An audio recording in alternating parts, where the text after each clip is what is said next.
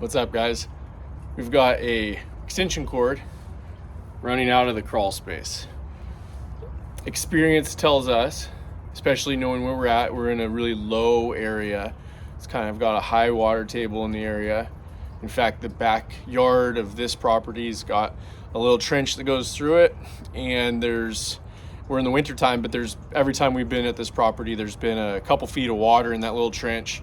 And so experience tells us that is probably going to a sump pump. So not the best way. This is kind of a temporary way really to have a sump pump wired in, but it's nice in the fact that we could keep this plugged in the winter time when it's raining. It's an accessible outlet. So whoever is living here, if they know it's gonna be raining a lot, they can come out and they could just plug in their sump pump. And then if the pump turns on down below, it'll just run as needed. And they could unplug it in the summertime if they want to, or in the dry time of the year. Ideally, if you're doing this to the best way possible, it will be permanently wired in, or it would be wired into like a GFCI receptacle and left plugged in. And then it would also have like a battery backup wired into it, so that if the power's out and there's a big storm, it would keep running even if the power's out. But I just wanted to show you, if you've got a mystery extension cord coming out of the crawl space, you can investigate a little further and see and verify if it is a sump pump, and then it's good to check and see that it actually turns on. You would do that by plugging it in and then lifting the float on the sump pump to see if it kicks on. And this is what it looks like in the crawl space. So the black wire comes in, it goes into that pit right there. And in that pit is a pump. And the pump it's got the sump pump, and there's like a little arm, a little float on there on an arm that turns the pump on and off.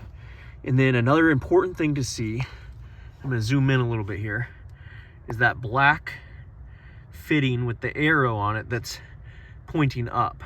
That is it's basically a one-way valve that makes it so that when the pump's running, it pumps the water up and out, and once it gets past that fitting with the arrow on it, it can't go back down into the pit when it turns off. Otherwise, it would just keep cycling a lot more often than needed. But this is a pretty good sump pump install, all things considered. And it's definitely good that this crawl space has one.